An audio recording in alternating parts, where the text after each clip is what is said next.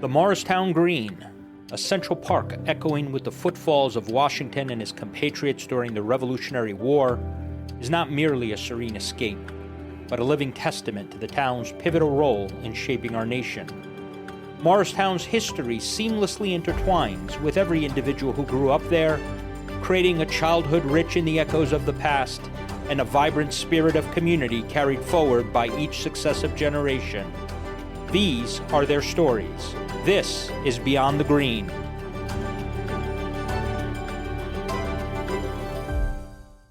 Hey, everybody, and welcome to another episode of Beyond the Green, where we talk about the people and places of Morristown. My name is Peter, Morristown High School class of 1990, and Stanley Tucci's love child is... And I'm Satiri, or Terry, Morristown High School class of 1987. Hey, folks, thanks for joining us again. Today is a special day. That is our 1-year anniversary here at Beyond the Green. And for today's special episode, please help me welcome 1987 graduate of Morristown High School, Jim Myers. Jim, welcome to the show. Hi, guys. How are you? Thanks for having me on. Hey, Jim, thanks for making it out. So, Jim, growing up, you are a native of Morris Plains. I am. Yep. Born and raised and still living there. Correct. Yep. So, growing up there, I've driven through. Not a lot has changed over the last 50 so years. Some things have. Mm-hmm. But would you say things are pretty much the same? Yeah, a little bit more crowded. It's grown up a little bit from back in the day. But it's a great place to grow up. As most people remember, we were the Boro Beavers, joining all the kids from Frelinghuysen. So we only had about 80 kids in our class. Right. So when we all went up to Morristown, we were the small group joining the big group, and you would know some kids from sports or from cousins and things like that, but you kind of moved into Morristown. It was just all coming into this big group that all went to school together for how many years. Yeah. But back then, Morris Plains, it was a quiet place to grow up. Mm-hmm. When I say everyone knew everyone, you did. We had a great class. A lot of guys that in my class, Dennis Molnar, Eric Ambler, the Bonanos, the Bazas, a lot of the guys that you probably remember from growing up in different sports, and everyone knew each other. Nights that I can remember having sleepovers at a friend's house and driving down through town along Speedwell in the middle of the night, sneaking out of the house and driving down to Dunkin' Donuts to get get something in the middle of the night and getting back before the parents realized we were gone. Yeah. But it was you could do that back then. Yeah. Yeah. 100%. And the funny thing is about for those who don't live in the area and are watching this, one of the things going down Central Avenue and, you go down there where Greystone was. Mm-hmm. That is probably one of my things that I regret the state government of New Jersey is taking down Greystone. Mm-hmm. Here's a building that a lot of people don't know. At first, it was built, I believe, in the late 20s, early 30s. It was Art Deco architecture. But before the Pentagon was built, it had the largest single-pour foundation in the United States. Mm-hmm. I don't understand.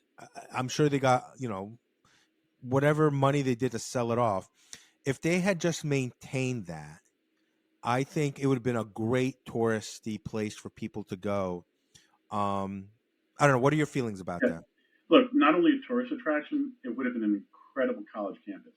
Oh, absolutely. Because if you remember going up Central Avenue and you had all the doctors' homes on either side, and you finally got up to the main building of the hospital, it was gorgeous. I know that with asbestos and a lot of other issues, the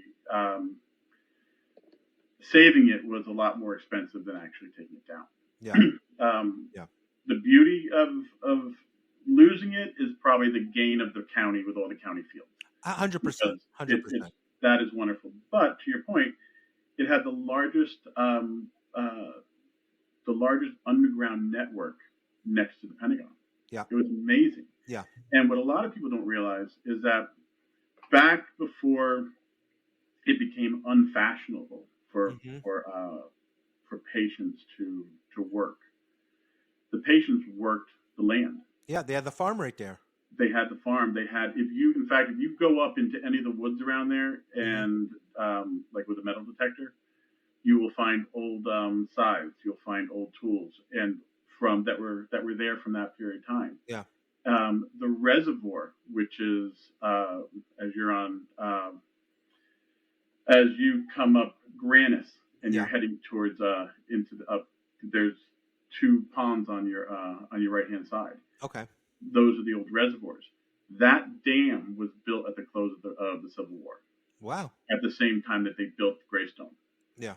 And so that is, the Industrial Revolution. So that history is there. And then what a lot of people don't realize is Arlo and Woody Guthrie, the singers. Yeah. Okay, so the father was in Greystone, and he was actually in Ward 40, and he actually wrote a poetry book while he was there called Wardy 40, and the Guthrie family came up and took the door from Ward 40. It's now in the Guthrie Family Museum. But Bob Dylan would take the train to Morristown or Morris Plains from New York. Yeah. He would sleep in the Morris Plains train station. Yeah. He would walk up and meet with him because he was his mentor. What? And so Bob Dylan, and as you come up, the trees are still there because the Guthrie family would picnic under the trees in front of the hospital. Yeah. There's two trees that kind of come up, wrap over, and the branches go back into the ground. I can't remember what the name of them are. There's one on either side. And the Guthrie's name is the Magicy trees. And those were, so you have Industrial Revolution history. You have healthcare history because it was one of the leading psychiatric hospitals in the country at the time. You have pop culture because of Dylan and the Guthries. It's amazing history right there that very few people even know that exists. As a kid, would you go? Now, I've heard a lot of stories where, they have those little cottages spread around the woods there, on the periphery of the main campus. As kids, would you go explore those? So you explored the whole area, and you were always in the woods around there. It's funny because everyone will talk about the tunnels, and 90% of the people who talk about the tunnels probably never went in the tunnels but it was still the story that they did. Okay. But the tunnels were just transport between the buildings. Sure. Okay. And a lot of storage. So it wasn't like it was any, crazy nefarious like testing zones or anything like that, right? Right. But the big place that we would go was up on the hill, and unfortunately now there is beautiful views, but the god awful apartment building or condos that are up that you can see from New York City. Yeah. Everywhere around you can look up and see them on the side of the mountain. Yeah. That was Rock Castle. Okay. And that was just pathways, and there was a place called Flat Rock that you could go up and oversee all of New York from. There was the Stone Steps, and the Stone Steps, thank God, are still there, but a lot of Rock Castle was ripped out to build those condos. Wow. Yeah. So that's where a lot of Morris Plains kids would go hike and explore up there. And then and this is probably right after you graduated, where they started developing the mountain, and Correct. People go up to the power lines, and and that was a thing that we're gonna go up to the power lines and hang out and do whatever we're gonna do up there, Yeah. And then so they were on the backside. They were on the backside, exactly. And when you're coming down when you're coming off, is that Mountain Ave up there? Is that what that is? Mountain Way. Mountain Way. And you can come off of Route 10, you come back, you cut that as it takes you, and you go that way. And every once in a while, I'll go that way just for shits and giggles. And when you think about what it was 30, 40 years ago, Yeah, and now you're like, these houses now are 30 years old. sure. And you're like, oh, okay, nice. Now, But if you go up that way yeah, to the top, yeah, past the houses, there's a playground. yeah, yes, Okay. So if you go in from the playground, there's some incredible stone formations back in there. okay, But if you go across the street, you walk up, bear to the right. Someone has put a little stone pyramid there, but yeah, at that stage, you can turn left, and there's what's called the stone steps, and it's a set of staircase all the way up the side of the mountain. Now, there's a lot of theories where it came from. A lot of people say it was one of Washington's follies to mhm, give his troops something to do, and then sure, it put them up at a lookout so they could see all of New York from there. But for instance, there's you'll see like steel pipes that are put down to hold the steps in place. okay, Well, they were put in like back in the 30s and early 40s, like by the Cub Scouts, like by my okay, father's Cub Scout group and things like that. Yeah. wow, So I mean, they've been there forever, and thank God that still exists. yeah. Jim, what you're telling me here is in the future we need to take a field trip, Yeah, and we need to Yeah. go out and document all this. Do you absolutely. when we were talking about the Greystone, the main building, do you remember in 2009 when it was featured in a couple of episodes of House? Yes. When House was big back then, he was in the plot. They thought he was crazy or something, and he went there, and they filmed at least the front of it, and then they actually had it set up where he waited at the bus stop they had there, and they had the bus come up as part of the Right. script to do that. And I remember seeing that and going, "Oh my God, they're going to have this on a show." Right. Yeah. Yeah. Yeah. So when we were kids, um, through church at St. Virgil's, we would go up and do Christmas pageants Hmm. in the main, because as you walk into the main building, I mean, it was gorgeous. There was Tiffany lamps. There was Tiffany. It was gorgeous, and then there was a chapel, and we would go and do Christmas pageants for the patients. Wow. Yeah. Yeah. Jim, all so I'm gonna make I'm gonna make the assumption that you're one of these guys that you talk about the tunnels because you've been in the tunnels. Uh, Never went in. No, Never went in. no, No. no, in. Not as No. far Okay, as you know. That's as what's far I funny. yes, yeah, I plausible lived deniability. I lived over by the firehouse, Okay, Morristown firehouse, and we had what's called across where American Road is now, yeah, uh, yeah, and so that growing up, that was called the sand pits, yes, yeah, and that's kind of where we would go down and we'd cross over into the sand pits, and that would be from there you could cut back over to Court and back over towards where Community Park was. So yeah. you kind of take that pathway along the railroad tracks. Yeah, So, did you live close enough where you can smell the tea from Tetley? absolutely, Yeah, absolutely. On a if it was a humid day, yeah. Mars Plains smelled like a teacup. Oh, 100%. That was the best. Yeah, Ah, you just brought it yeah, all in. yeah. It was, Um, but let me just I knew a nurse who worked at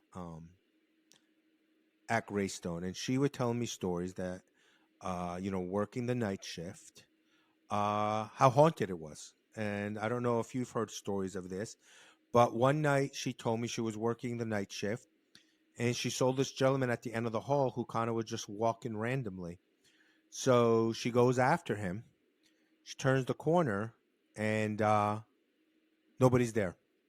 Goes back to the nurse's station and starts, hey, I saw this guy, starts describing him. And one of the nurses says, it almost sounds like you're describing so and so. He just passed away last night. oh wow. And then she told me on another story, she was working the night shift. She was on break. They went into wherever the nurses' stations, where their break room was. Her and another nurse were watching television. And these two girls come in and sit right in front of them on the floor. And she looks at the other nurse and says, who are these girls and why are they here? And the other nurse says, I'll tell you later, just let it be. At one point in time, the one girl turned around, smiled at them, and the two of them got up and walked out. So she turns to her coworker and says, what the hell was that all about? And she goes, well, they live here. And she goes, what do you mean they live here? She goes, they died here. She goes, Wow. but don't say anything because not everybody sees them. Wow. And I'm like, I need to take a tour of this place. I got to call Peter Venkman, Yeah. and, we're going to go in there and check what's going on here. I'm just curious if you've ever heard stories like that before. Well, if you want some great history about that, well, actually, really, that and all of Morris County parks. Yeah. Dave Helmer. I know Dave. Dave Helmer is head of the Parks Department now. Yep. Yeah. And Dave graduated in 84. 84, yeah. I have his card. Yep. Scott was in our class. Yeah. And so Dave, I mean, he was involved in the whole transition, and he's a great person for history there. Excellent. That's good to know. That's good to know. Yeah. So let's move on now, and let's talk about going from being a Beaver to a Colonial. So you start high school. So that's going to be fall of '83. Mm-hmm. Culture shock for you? No. Okay. I mean, yes, much bigger. Okay, so you went from a small school and 80 kids that you went from all the way through with. Actually, I shouldn't say that. There was two at the time. There was two elementary schools in Morris Plains. Mm-hmm. There was Community Park and there was Mountain Way. Sure. And about 40 in each. They joined to about 45 in each. Joined about 90 kids in my graduating class. Okay. And so we went then throughout, and that's from there into Morristown.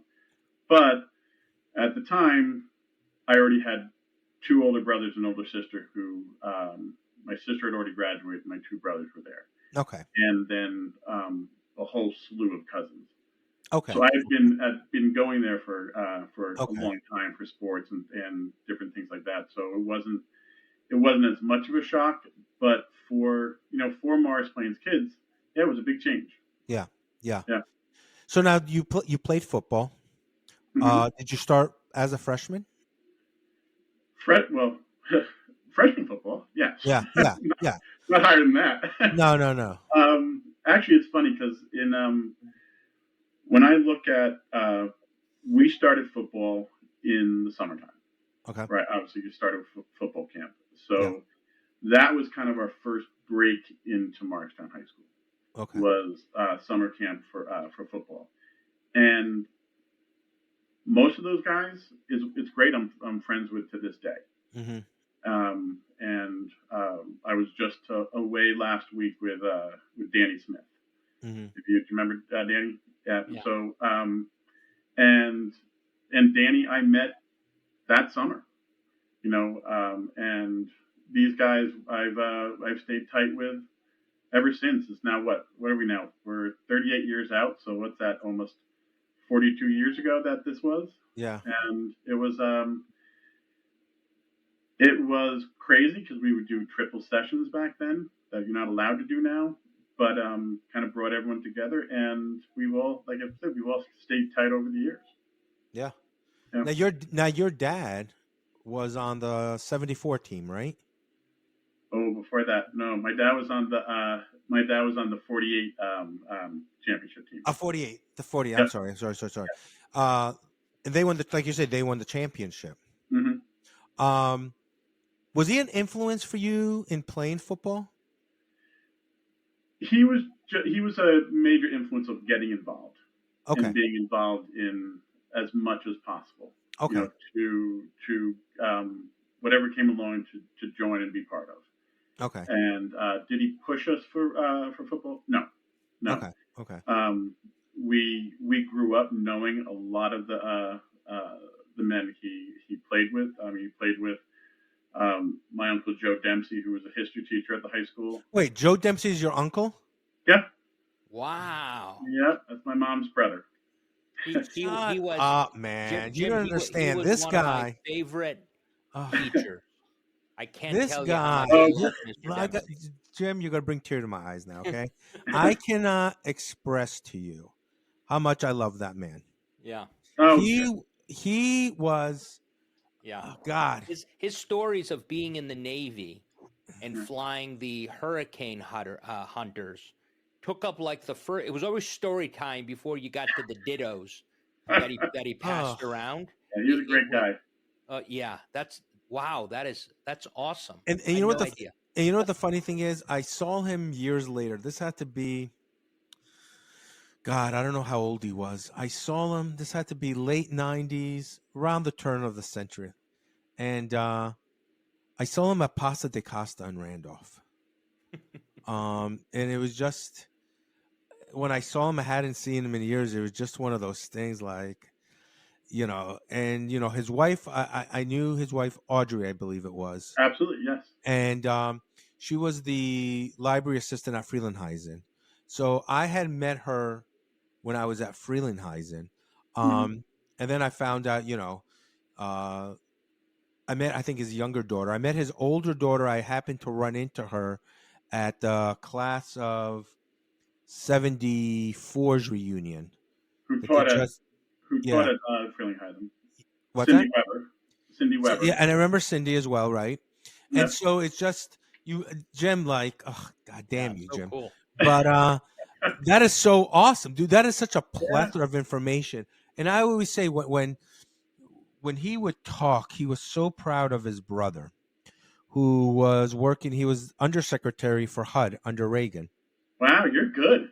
And dude, I'm like, He says he's not TMZ, Jim, but I know you everything. wonder at times. But the stories he would tell about him, and he would bring in photos of his brother in the Oval Office, and he was just so proud of him. And I Yeah. remember this had to be now, let me think, spring of '90. So the year '89, '90, my senior year, they started the history department. Was the first year they did international affairs, Mm-hmm. and he taught that class, and he took us on a field trip to Manhattan because they were giving a talk about perestroika and about the Russians and how everything is changing and the philosophy of the Russians. This is right after the Berlin Wall fell, and which was great. And then we get back a few weeks later. The Hunt of Red October comes out, and I go to, hey, Mr. Dempsey, you gonna go see the movie? He's like, he goes, I don't like to go to the movies as soon as it comes out. He goes, but I read the book, he says to me, because I think he loved Tom Clancy. And he goes, it can't be better than the book. I said, you don't know unless you go, Mr. Dempsey. I said, we can just skip class today and go up to headquarters and watch it. And he just started laughing. He had a great sense of humor. And, He was, and he knew, he read like you wouldn't believe. Yeah. And but then my other uncle, his other brother, other Morristown guy, was on as a young kid and he was on Okinawa, and then during the war, and then after they came back, he did a career in banking. Okay. So, yeah, but then Audrey, as you were saying, my aunt. Yeah. While they were on the football team, she was a cheerleader. Oh, okay. Yeah. That's awesome, man. It's a small world, man. It's such a small world, It is. Well, that class, when you think about that class, so you had my dad, my uncle, then you had Mr. Simmons and Mr. Vance, who were a big influence on a lot of people at the high school. Yeah. Then you had Mr. Barry, Mike Barry. And what most people, I think a lot of people don't realize is back when they were looking at making separate high schools, yeah, Mr. Barry was the one who pretty much shut that down. Okay. He's the one who kept Morristown. And and it's funny because we were talking. I was kind of thinking ahead about different things at high school and where we went go to lunch and what we do, and obviously Subio's was always But I don't know if you remember Frank's next door. Yeah. The deli. Yeah. Well, the Mike Barry's sons, Mm-hmm. Steve Barry's older brothers, okay, they bought the deli. Oh, okay. And so Mike and Glenn would run that, and so we would walk up there, and that's where we ate lunch almost every day. And if we didn't have money, we would either because they were big wrestlers at the high school, they were big football players at the high school. Mm-hmm. So if we didn't have money, we'd wash dishes. They were like, all right, get back and clean up something for me, and I'll make you a sandwich. Or you'd have to go back there and arm wrestle them. And now they were a lot bigger than that. They would just beat the hell out of us. But we were like, I got a free sandwich out of it. That's okay by me. I am so happy I didn't know this at the time. Okay. I would be running back and forth in between classes. Like, Yeah. oh, I got pots I got to clean, you know? Wow. So your freshman year, who is your coach as a freshman? Freshman year was a fellow by the name of Lugo, Mr. Lugo. Oh, was he health teacher? Fred Lugo? Fred? Or yeah. Fred or Frank? Okay. Frank. And then Mr. Santarelli, Mike's yeah. dad. Yeah, Mike's dad. They were the two freshman coaches.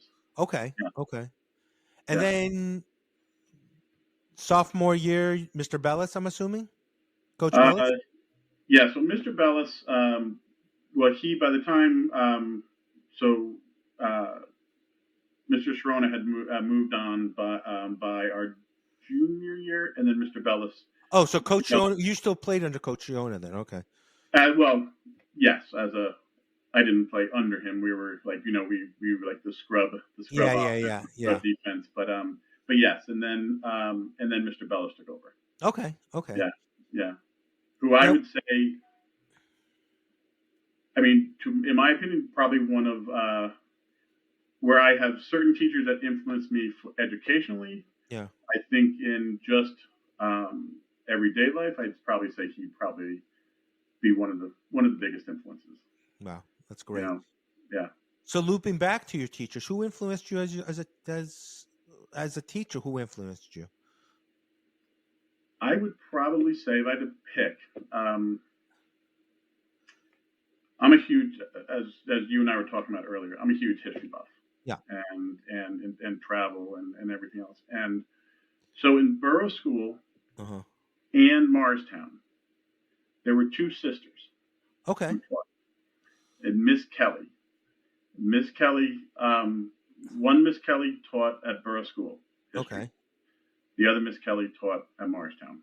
Okay. And had them both. And now my father and mother have always been big into history, because that was kind of already ingrained. But on a school level, it was them. And they kind of helped me zero in on history. And nice. I went to school for history and stayed with it my entire life. Nice. That's great. That's great. Mm-hmm.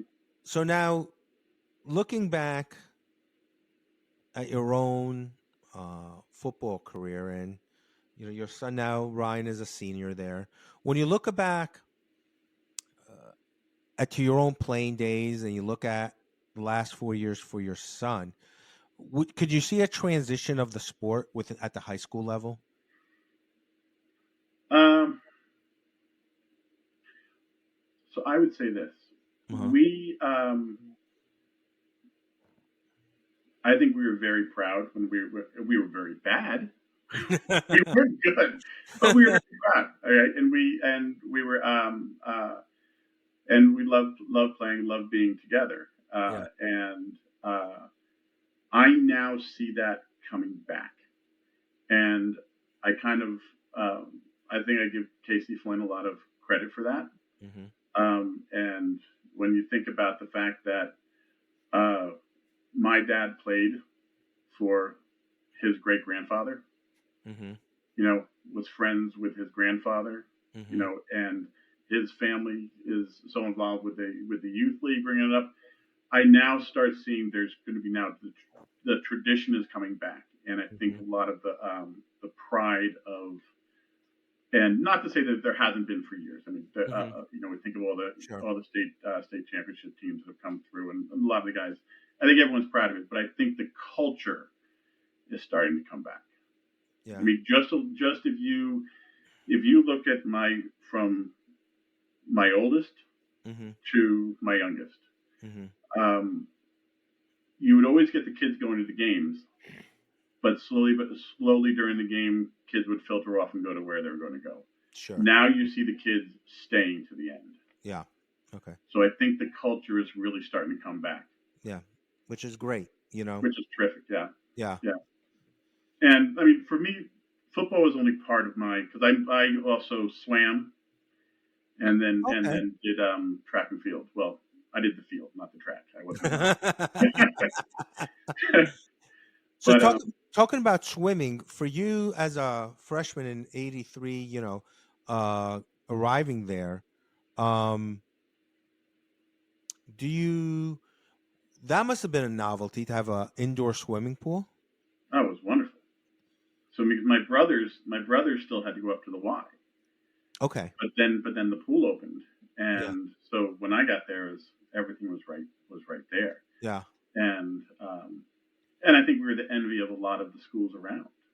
Oh, You'd go to other schools, and you'd be in a little tiny YMCA somewhere, and we had this beautiful facility. Yeah. And and a lot of us, swimming is a very individual sport, Mm-hmm. right? Sure. But it's also a very tight sport, and through that you're competing against other schools, but you're more competing one-on-one, so you end up getting to know a lot of kids.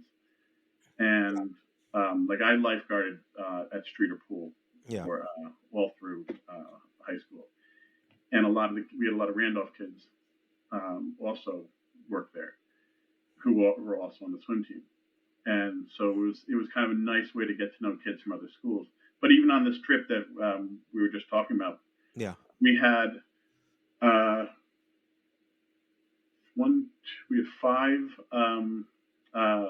lifeguards from Burnham and Streeter on this trip. Yeah, who are now a lot older with their own kids, but But that's awesome, though. Yeah, it was fun. Yeah. So now we transition now. You graduated high school. You went to college. What happened after that? Where did your life kind of take you?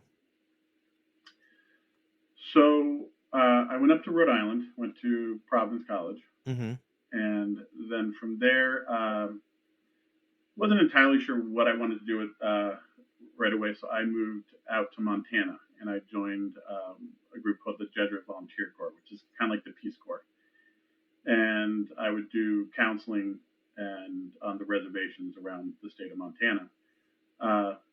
Came back here, moved back into my parents' house for a little bit.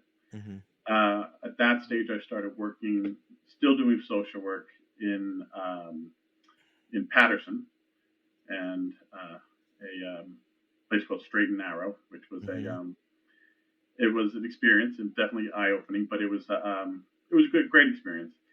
But then I moved on, and I was actually my trajectory was I was going to go back to school. I did go back to Seton Hall for education, for master's education. My plan was history teacher and coach. But I ended up doing a complete turn, because the whole time after I moved back, the whole time there, I always bartended. Okay. And I bartended at Hennessy's in Morristown. Wow. Okay. Yeah, and I did that for years and years. Well, one of my customers happened to be a vice president at a travel company. Okay. And he came to me. They were running the first Notre Dame Navy football game in Ireland. Oh. And he said, "Hey, I need somebody who knows football, knows Irish history, and can bring the two together. Would you come and work on this project?" I was like, I'll go do that for a year, go see a football game in Ireland, and I'll go back and teach. Yeah. But I never left. I stayed in hospitality ever since. Dude, that's an awesome story. Now, did you have to wear a kilt at the football game? No, but Uh-oh. the great thing was I was in charge of the planes, Okay. and we had to, and there was only a certain number of commercial flights that were going, so we had to charter planes to Yeah. go. Okay. And at the time, this was in '96. It apparently it ended up being the largest non-wartime movement of Americans out of the country Really? at that time in '96, and I was able to book this. We had this one old TWA flight Yeah. airplane, which had the upstairs, Yeah. and I was like, I am never in my life going to be able to sit upstairs in a plane again. So I'm like, I'm taking one of those seats, Yeah. and I put a whole bunch of the Heisman Trophy winners up there with me, and so I sat up there. I'm like, this is great. Now it was an old plane, so it shook a lot going over, but it was a great experience. Yeah. People were definitely eating their Lucky Charms that day. Jim, when you were going to Providence College, how much time did you spend at the Abbey across the street? We are TMZ. Oh, I told you. So I lived on Biltmore Avenue, which was about a mile Yeah. from there for a while, and Katie Halsey and her husband used to own it, so we used to go there all the time because it was so close. They had 25-cent, 15-cent chicken wings, and we used to sit there. And I'm not from a professional sports perspective, I've never watched hockey. I've gone to a lot of games, which is a whole different experience. Sure. But in that bar, when like the Bruins were playing, you couldn't not cheer because it was just like a revival. And so it's still there. But I think it's funny that you said Providence College, and I'm thinking I gotta ask because it's literally right there. Yeah, there were a lot of good spots around there. Yeah. Yeah. No doubt. Yeah. So Jim, now you run your own travel business. I do. Yeah. I had left the other company back in 18, and a number of customers had asked if I could help, and I finally said I had another partner, a fellow that I used to work with in Dublin, and so he and I teamed up, and we started just putting together tours to predominantly to Ireland and Britain, but then we've branched out to the rest of Europe as well. Yeah, which is fantastic. It's wonderful. Yeah, we're enjoying it. And you just got back from Portugal, as we were talking off air. Yeah. So we do one. So it's Myers Tours. We do one tour a year for with really kind of friends and family. Okay. And I use that loosely because anyone who wants to join is welcome to join. In fact, we had people on this trip that I'd never met, which was great because it's a new friendship. Yeah. But I sometimes have people from college, sometimes have people from I had 2 cousins on the trip this time. I had a number of high school friends that couple, one of which I don't think I've seen probably since high school. Wow. Yeah. Yeah. So that's awesome. That's awesome, though. Yeah. So if somebody wants to book a tour with you, how can they get in touch with you? So it's I don't want to do like shameless plugs, but it's just I'm giving you it's a shameless plug. Go for it. So my email is just info@myerstours, MYERS tours.com. And we do anywhere from 1 person up to 100 people, whatever the group is. And I don't like to. I used to, for my old company, write a lot of the tours for the brochures, and I build these build the brochures, which is wonderful. And there's a place for that. I like to customize it, so I like to sit down with you and your family and say, what does everyone like to do? Right. And build something around that. We were talking about Cork earlier, and I had a friend and his family and his father went on, and he said to me at one stage, "Hey, my dad's family used to have a furniture store in Cork, and we'd love to just drive around Cork, and we were going to Cork anyway." And I said, "Okay." He said, "We have a picture." I said, "Oh, send me the picture." So I was able to look at the picture, and I was able to zero in and find the address. Mm-hmm. I went, and sure enough, it's still a furniture store. Wow. Different family, but still a furniture store. So I called up the store and I said, "Hey, I've got a fella coming in whose family used to own this store." Mm-hmm. And didn't say a word to him. And we pulled him to court. And I said, "Okay, Mr. Benjamin," I said, "I need you to come with me. You and your family come with me." And I walked him down the street. I'm like, "Here's your grandfather's store." Uh-huh. And like things like that that's why I love doing it. That's awesome. Yeah. What was the reaction to that? Oh, he cried. He loved it. He Yeah. loved it. And they came out, welcomed him in. They brought him in like he was their long lost relative who showed him everything, and and it was a wonderful experience. That's extremely gratifying. Yeah. That's amazing. That's amazing. Um, I don't know if do you have any more questions to ask about your days in high school? No, I was going to say when we were talking about teachers, and then obviously Mr. Dempsey. I've always said, because now um, I do a lot of public speaking and so forth, and I've been offered opportunities to be almost like an adjunct professor as somebody out of industry, technology, and so forth. And there are certain teachers, Mr. Dempsey, Mr. Gomka for physics, Sure. that make you want to be in class, but by virtue of that, you're learning without even sometimes realizing you're learning. Mm-hmm. And I always ask that question of when I run into teachers, or even when we talk about students, not just from our high school but other areas, whether that dynamic has changed. Individuals that this is what they love to do, and it was clear based on the way they interacted with their students, and by virtue of that, you were excited to go to that class.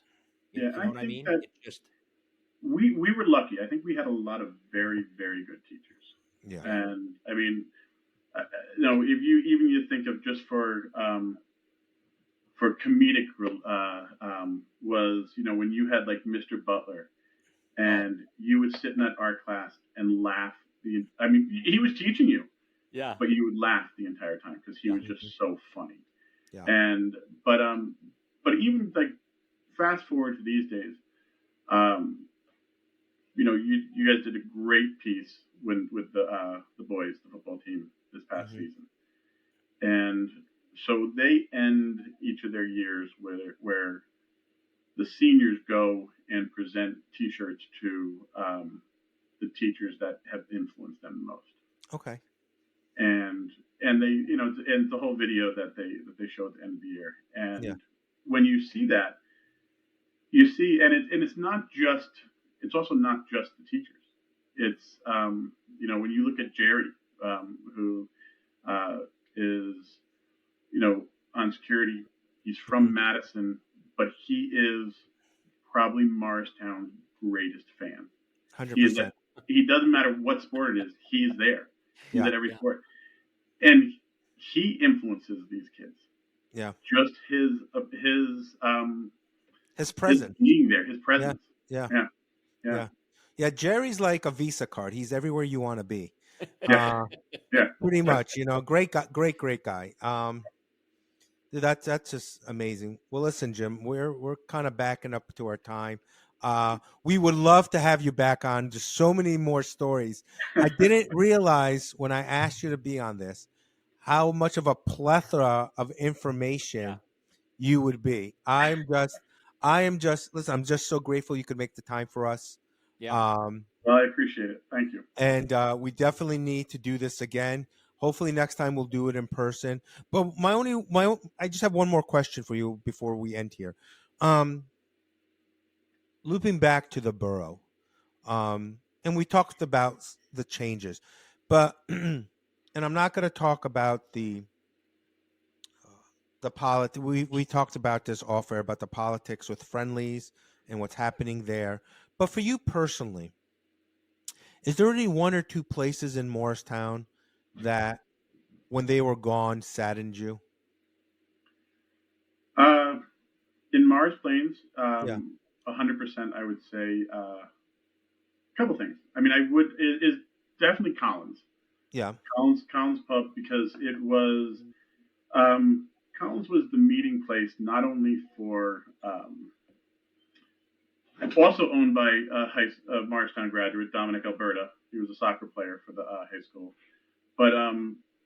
but Collins was the meeting place for you always go in there and meet someone, whether it's for dinner or just to see people. Mm-hmm.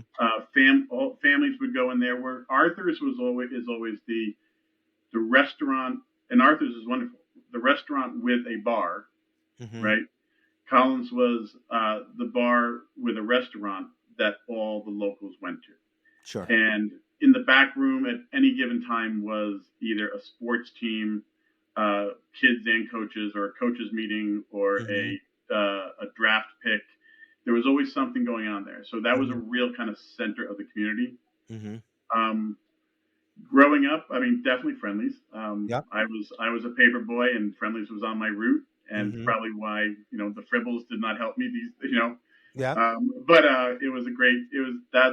Would definitely miss that as well. But Mm-hmm. yeah. Yeah. In Morris Plains, it would be really kind of those two. Yeah. Yeah. I can relate. That was the Friendlies of our youth. Mm-hmm. Going to that one, we grew up, even though we grew up in the Fairchild section of the township, but Sure. same church, different pew type of thing. You know what I mean? Right. Well, my father was a Fairchild guy. Okay. Yeah, and actually, my brother lives there, lives in Fairchild now, and but going back to Arthur's, we when you talk about Mr. Bellis, right? Yeah. Yeah. We graduated 38 years ago. Yeah. 38 years ago, and he still meets us for dinner. We Wow. still get together with him and a number of guys, both football players and non-football players, and meet twice a year. Jim, that is something that I would love to be a fly in the wall for. Yeah, that sounds like an episode waiting to happen, right? That is, listen, you let us know when it is. Yeah. Okay. And oh God, the questions I could ask. My God. People be like, are they TMZ? Well, that all depends on who we talk to. But listen, Jim, listen. Yeah. Listen, we are just about out of time here. Once again, thank you for coming. Everybody, we will post Jim's information in the descriptions down below. Thanks, Jim Myers, Morristown High School class of 87, and a Morristown Plains Boro staple. So once again, Jim, thank you for the time. Thank you. My name is Peter. That's Terry. And until next time, this is Beyond the Green, and we will see you soon. Thanks, guys. Take care. Take care.